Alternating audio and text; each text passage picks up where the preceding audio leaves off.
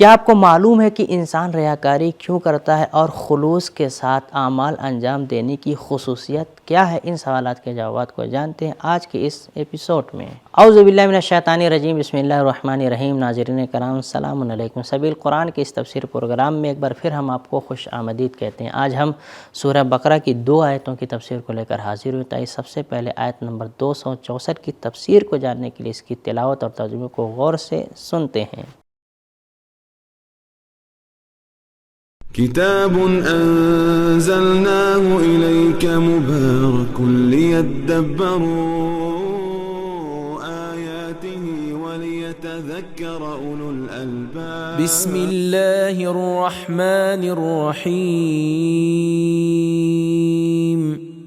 يا أيها الذين آمنوا لا تبطلوا صدقاتكم بالمن والأذى كالذي ينفق ماله رئاء الناس ولا يؤمن بالله واليوم الآخر فمثله كمثل صفوان عليه تراب فأصابه وابل فتركه صلدا لا يقدرون على شيء مما كسبوا والله لا يهدي القوم الكافرين۔ اے ایمان والوں، اپنے صدقات کو احسان جتلانے اور تکلیف پہنچانے کے ذریعے باطل ضائع نہ کرو، اس شخص کی مانند جو اپنے مال کو خود نمائی اور لوگوں کے دکھاوے کے لیے خرچ کرتا ہے اور خدا و آخرت پر ایمان نہیں رکھتا۔ اس کی مثال ایسے ہے جیسے پتھر کا ایک صاف و شفاف ٹکڑا ہو اور اس پہ مٹی کی ایک نازک تہ جم چکی ہو اور اس میں بیج بویا جائے اور اس پر موسلا دھار بارش برسے جو مٹی اور بیج کو بہا لے جائے۔ جو کام انہوں ریاکاروں نے کیا ہے اس سے انہیں کچھ بھی حاصل نہ ہوگا اور اللہ تعالیٰ کافروں کو ہدایت نہیں کرتا۔ ناظرین، پروردگار عالم نے اس آیت مبارکہ میں اپنے بندگان کے لیے ایک خاص نقطہ رکھا ہوا۔ آئیے اس ایک خاص نقطے کو جان لیتے ہیں۔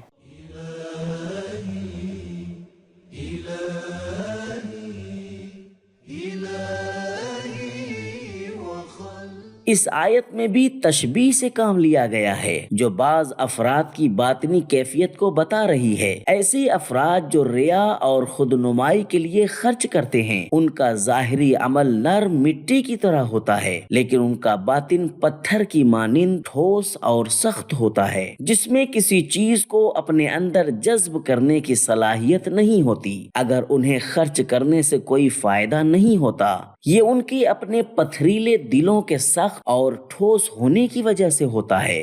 ناظرین، ہم نے اس آیت مبارکہ کے ایک خاص نقطے کو جان لیا ہے۔ اب اس آیت مبارکہ میں کچھ پیغامات بھی پائے جاتے ہیں، آئیے ان پیغامات پر بھی روشنی ڈال لیتے ہیں۔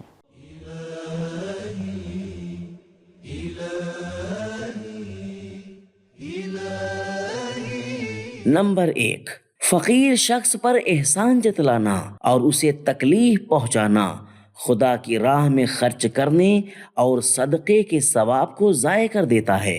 نمبر 2، ریاکاری انسان کا خدا اور قیامت پر سچا ایمان نہ ہونے کی علامت ہے۔ نمبر 3، اللہ کی راہ میں خرچ کرنا اتنا اہم نہیں بلکہ خرچ کرنے والے کا جذبہ اہم ہے۔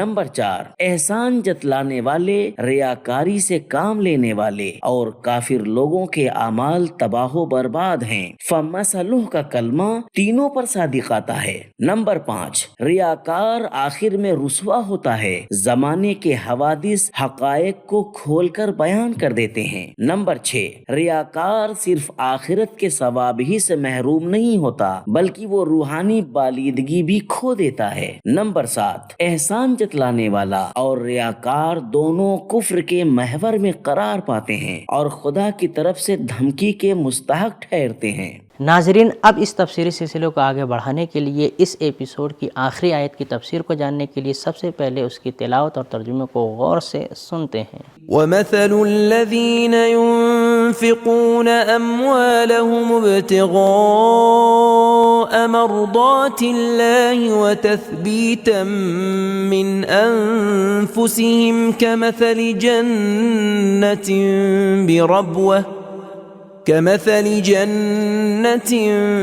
بربوة أصابها وابل فآتت أكلها ضعفين فإن لم يصبها وابل فطل والله بما تعملون بصير۔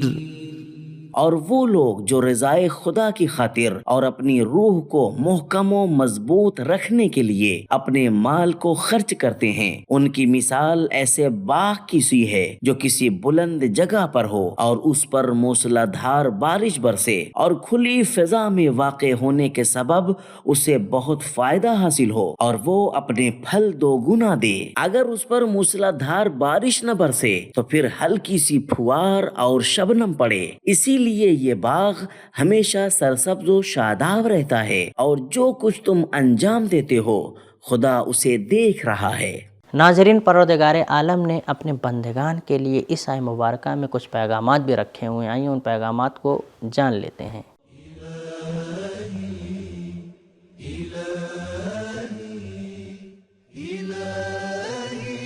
نمبر 1، اگر مقصد رضائے الہی اور انسانی صفات کا مظاہرہ ہو تو اعمال کو بھی پھول پھل لگتے ہیں۔ نمبر 2، اخلاص آسانی سے ہاتھ نہیں آتا بلکہ اس کے لیے کوشش کرنی پڑتی ہے۔ نمبر 3، خلوص نیت سے انجام دیے گئے اعمال اس کھیتی کی مانند ہوتے ہیں جو بلندی پر واقع ہونے کی وجہ سے سیلاب کی تباہ کاریوں سے محفوظ رہتی ہے۔ نمبر 4، اگر مقصد ذات پروردگار ہو تو جلووں اور جمالیات سے بھی محروم نہیں ہوتے۔ معاشرے کے اندر مخلصین کی عزت ریاکار لوگوں سے زیادہ ہوتی ہے۔ جنتن بربوتن، خلوص دل کے ساتھ خرچ کرنے کی مثال اس کھیتی کی سی ہے جو اونچی زمین پر پہاڑ کے دامن میں واقع ہو، جسے سب لوگ دیکھ سکتے ہیں اور اس سے خوشی حاصل کرتے ہیں۔ نمبر 5، وسائل کے ہونے سے زیادہ اہم وسائل کا صحیح استعمال ہے۔ بارش موسلا دھار ہو یا رمجھم پھوار ہو، اس سے کوئی فرق نہیں پڑتا، اہم بات یہ ہے کہ زمین اسے اپنے اندر جذب کر سکے۔ تو ناظرین، آج کے ایپیسوڈ میں ہم نے جانا کہ ریاکاری خدا اور قیامت پر سچا ایمان نہ رکھنے کی علامت ہے اور خلوص دل کے ساتھ دیے گئے اعمال اس کھیتی کے مانند ہے کہ جو بلندی پر واقع ہونے کی وجہ سے سیلاب کی تباہ کاریوں سے محفوظ رہتی ہے۔ یہ تھا ہمارا آج کا ایپیسوڈ، ملتے ہیں اگلے ایپیسوڈ میں، تب تک کے لیے شکریہ، خدا حافظ۔ سبیل قرآن، قرآنی سماج کی پہچان۔